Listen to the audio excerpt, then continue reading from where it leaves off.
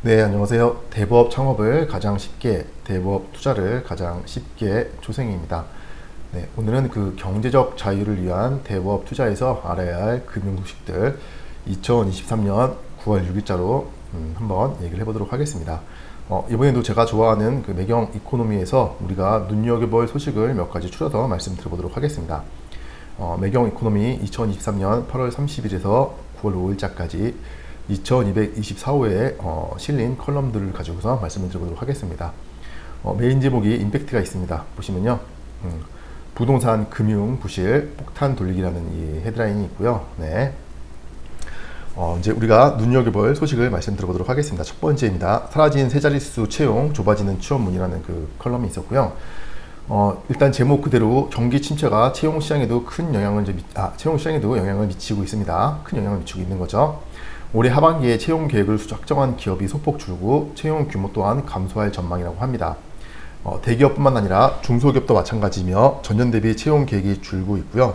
이는 지금 현재 우리 경제의 심각한 모습이며 추후 취업자에 대한 다른 데이터가 나온다면 제가 재포스팅을 해보도록 하겠습니다. 반대로 지금 미국은 고용이 너무 좋아서 난리입니다. 이 부분은 이제 실업률은 중국 또한 심각하고요. 현재 실업률은 20%를 넘어가고 있으나 실제로는 더 높을 거라는 그런 이야기도 있습니다. 아래 그래프는 이제 우리나라의 그 15세에서 29세의 경제활동 인구 중 실업자의 비율인 청년 실업률입니다. 본 데이터는 23년 7월까지 추출된 자료고요. 한번 보도록 하겠습니다. 이제 현재 청년 실업률은 6%대에 나와 있고 저희 대한민국입니다. 23년 7월이고요. 청년 실업자는 25만 2천 명으로 되어 있고요. 보면은 이제 6월 달 대비해서 7월에 그 소폭 좀 하락했었네요. 그리고 올해 그 3월에 굉장히 높았었고요. 그렇죠? 네. 일단 7월 자료니까 이제 8월 달 자료가 나오는 대로 좀 말씀드려보도록 하겠습니다. 이렇게요. 네. 그리고 두 번째 이야기입니다. 부동산 그림자 금융 부실 쉘다운 주의보. 일단 쉘다운은 인수 재매각이라는 그 단어고요.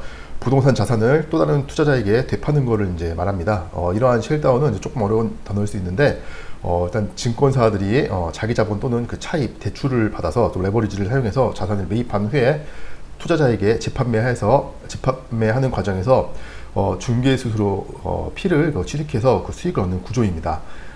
다만 이러한 그 이제 만약에 어떤 문제가 생겨서 이러한 그 부동산이 재매각이 불가해지면은 인수한 자산을 고스란히 또 안해야 하기에 차입을 통해서 그 레버리지를 사용해서 대출을 받아서 자금을 마련했다면은 그 리스크가 발생할 수가 있습니다. 증권사에서요. 일단 이제 이런 금융권에서는 부동산 자산 등 대체 투자를 통한 유동성 공급을 그림자 금융이라고 하고요. 이러한 그림자 금융이란 말 그대로 금융 당국에 의해서 추적 관리가 되지 못한다는 의미를 담고 있습니다.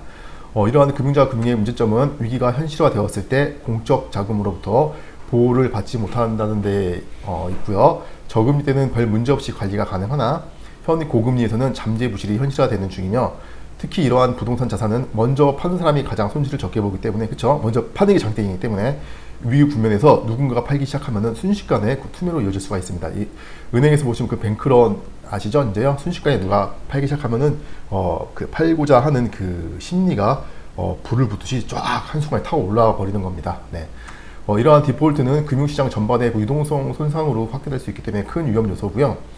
또 이러한 그 그림자 금융에 대한 이야기는 요즘에 그 중국발 부동산 위기 때문에 자주 거론되고 있습니다.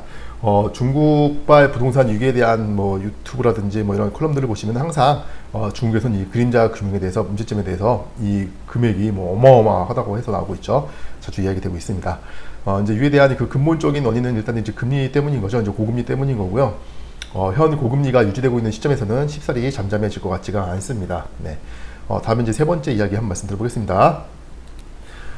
철근 누락 사태에 주목받는 후분양 아파트라는 이야기고요. 철근 누락 그 사태가 나비효과 같습니다. 작년에는 레고랜드 회사채 이슈가 큰 파도를 일으켰다면요. 작년에 그 한창 큰 문제가 있었죠. 이번에는 진짜 생각도 못한 일이 발생했습니다. 저는 완전히 생각하지 못했던 일이고요. 전 국민이 다 아시는 그 철근 누락 사태로 인한 주차장 그 파손 사태인 거죠. 네, 일단 이러한 이슈로 제목 그대로 후분양 아파트가 큰 주목을 받고 있다고 하는데요.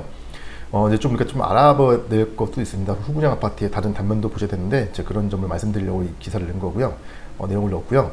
이러한 부실 시공의 대안으로 그 후분양 아파트 방식이 떠오르고 있는 건 사실이지만 후분양은 분양부터 입주까지 그 기간이 굉장히 짧습니다. 그래서 수개월 안에 그 자금을 마련해야 하는 그 청약 수요자에게는 자금 마련 부담이 꽤 큰 편입니다. 이렇게요. 상당히 이제 분양에서 입주까지가 기간이 짧은 거죠. 이렇게요. 네. 그리고 또한 그 후분양 제도가 아파트 품질을 담보하는 건 절대 조건이 될 수 없다는 분석도 있습니다. 이게 어떤 얘기냐면요. 일반적인 소비자들은 골조가 이제 올라간 상황만 보고 부실 공사 여부를 단정짓기 어려우며 이 골조가 올라간 것만 보고서 뭐 철근이 빠졌는지 누락된 건지 뭐 판단할 수가 없는 거죠. 그렇죠? 그리고 청약할 때는 사실상 견본 주택을 보고 판단하는 것이 현실이고요. 그렇죠? 또 하자로 불리는 사안들은 주로 그 마감 공사에서 집중적으로 발생하기 때문에 마감 공사에서 진행되지 못한 수준에서 진행되는 후 분양제는 건축물 품질 확보에 미치는 영향이 제한적일 수밖에 없다고 합니다. 이게 무슨 뜻이냐면은 우리가 이제 눈으로 실제로 보고 이제 하자가 있다고 판단할 수 있는 거는 이제 마감해서 본 거죠. 이제요, 그렇죠?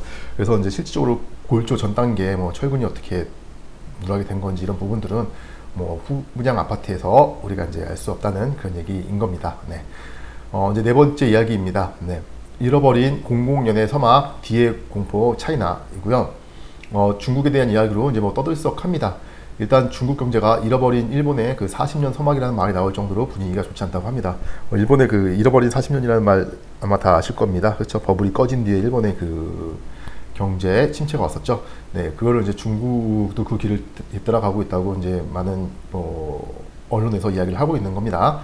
일단 그 월 스트리트 저널에서는 중국 정부가 기반 시설 부동산 개발에 대규모 자본을 쏟아부었지만 갈수록 경기 부양 효과가 떨어져 심각한 비효율과 부채 문제가 불거졌으며 이런 어려움은 통제 불능 수준으로 치닫고 있다고 했습니다. 일단 그 WSJ 월 스트리트 저널에서는 강도 높게 이야기한 듯하고요. 이건 제 개인적인 생각인데 이 월 스트리트 저널에서만 항상 이렇게 좀 세게 이야기하는 것 같습니다. 네, 중국에 대해서 특히나요. 그리고 이와 더불어 그 IMF에서는 지난해 말 중국 부동산 개발업체의 45%가 채무 원리금을 감당할 만큼의 이익을 벌어들이지 못하고 있다고 했습니다. 뭐 이제 이건 최악의 상황이지만 또 이제 월스트리트 저널이 또 이런 얘기까지 했습니다. 심지어 중국이 경제 위기로 인해 내부 불만을 잠재우려 대만을 침공할 수 있다는 전망까지 나왔다고 합니다. 네, 하여튼 뭐 언론사가 어디죠? WSJ가 네, 언론사의 어느 나라에 속해 있는 언론사라는 걸 아마 생각해 본다면은 왜 이런 멘트가 나왔을지 생각해 보실 수 있을 겁니다. 네, 하지만 중국이 현 성장률 둔화 등의 변화를 겪는 과정일 뿐 중국 경제 전체가 무너진다고 보기에는 과하다는 분석 또한 있습니다. 실제 그 시장 전망치보다는 낮을 뿐 경제 규모 대비 중국은 여전히 높은 성장률을 기록 중에 있는 거고요. 또 현재 상황은 위기라기보다는 느린 경기 회복이라는 표현 또한 나오고 있습니다. 이제 이 말씀은 그 전병서 중국 경제금융연구소 소장님께서 말씀하신 말이고요. 또 이제 이렇게 중국 정부가 서두르지 않을 뿐 위기를 극복할 역량은 충분하다는 게 전문가들의 공통된 의견입니다. 일단 누구나가 이야기하는 말이지만 중국은 이제 공산주의입니다. 그리고 중국의 주요 은행이 전부 국영은행입니다. 즉 이 말은요, 국가가 부도가 나지 않는 이상 은행 또한 부도가 날 수가 없는 겁니다. 왜? 은행이 소유가 이제 국가이기 때문에 그렇습니다. 네. 뭐 저의 판단으로 현 중국의 미래를 예측할 수는 없으나 다만 확실한 거는 중국 정부에서는 금융 시스템이 망가지도록 하진 않을 거라는 겁니다. 다만 우려되는 거는 중국과 우리나라는 경제적으로 밀접하기에 이러한 중국 경제가 우리나라의 경제에도 큰 영향을 미칠 거라는 생각입니다. 수출 비중이 아주 높은 우리나라의 최대 수출국이 중국입니다. 네, 중국이죠, 그렇죠? 그리고 중국의 소식을 우리는 이제 예의주시해야 할 거고요. 이렇게 몇 가지 컬럼들을 함께 보고 말씀을 들어봤습니다. 네, 뉴스와 칼럼을 통해서 현재 대중의 심리를 파악하려고 하고 있고요. 판단은 다르게 해야 됩니다. 그리고 이제 현장의 소리도 저는 귀 기울여서 듣고자 하려 하고 있고요. 현장의 소리는 주로 이제 고객들을 통해서 듣게 되는데요. 이제 안부 전화 겸 근황을 물어보기도 하고요. 뭐 여러 직군별로 또 여러 지역별로 또 나이별로 또 다양한 성별로 고객들이 있기 때문에 다양한 소식을 함께 들을 수가 있습니다. 이건 뭐 별거는 아니고요. 고객이 정상적으로 이자를 납입한다 하더라도 가끔씩 이제 또 안부 전화를 또 주기적으로 해서 요즘에 별일 없는지, 또 그리고 우리가 또 해당 고객에 대한 직군이라든지 어떤 업을 하는지가 메모가 되어 있지 않습니까? 그래서 예를 들어서 뭐 카페를 운영한다고 계시면은 요즘 운영하고 있는 그 카페의 근황은 어떤지도 물어볼 수 있는 거고요. 반대로 뭐 제조업을 한다고 하면은 현재 제조업에 대한 그 근황도 한번 물어볼 수도 있는 거고요. 그리고 그 주변의 부동산 시세라든지 뭐 요즘 매매 거래 같은 경우는 뭐 활발히 있다고 합니까? 라고 이런 얘기도 들어볼 수도 있는 거고요. 뭐 이런 다양한 소식들을 저희는 그 들어볼 수가 있습니다. 그래서 저희의 큰 장점이라고 보실 수가 있어요. 제가 교육 때도 가끔씩 말씀드리는데 항상 고객이 대출을 필요해서 대출을 신청할 때 그 대출을 쓰고자 하는 그 목적을 물어보고 그 목적 속에서 어디를 투자한다고 하면은 어떠한 것을 투자하는 건지, 예를 들어서 뭐 사업을 한다고 하면은 그 어떤 사업인지 정확하게 물어보시면은 그 해당 트렌드를 알 수가 있습니다. 예를 들어서 뭐 어떤 상품이 한창 유행할 때는 그런 상품을 체인화하기 위해서 대출을 받으시는 고객들이 상당히 많으시거든요. 이렇게 해서 지금 현재 그 트렌드라든지 유행에 대해서 우리는 좀 더 많은 소식을 남들보다 빠르게 알아들 수가 있습니다. 네, 이런 고객을 좀 활용해 보도록 하시고요. 자, 이렇게 대법 투자를 하고 운영을 하고 창업을 하는 우리가 알아야 할 밀접한 소식을 몇 가지를 함께 이제 말씀을 드려봤습니다. 네, 저희 카페를 통해서 다양한 소식을 함께 얻어 가시고요. 네이버에서 대법 창업으로 경제적 자유를 이렇게 검색을 하셔도 되고요. 아니면 제가 이제 영상 끝나고 이제 그 댓글에 제가 저희 그 카페 주소를 남겨두도록 하겠으니까요. 거기로 가입하셔도 될 것 같습니다. 그리고 당신과 그리고 우리 그리고 저의 꿈을 함께 응원합니다. 그리고 저는 이제 같은 길을 가려고 하고 있고요. 네, 제가 항상 응원하니까 걱정 안 하시고 따라오시면 될 것 같습니다. 네, 감사합니다. 다음에 더 좋은 내용으로 말씀드리도록 하겠습니다.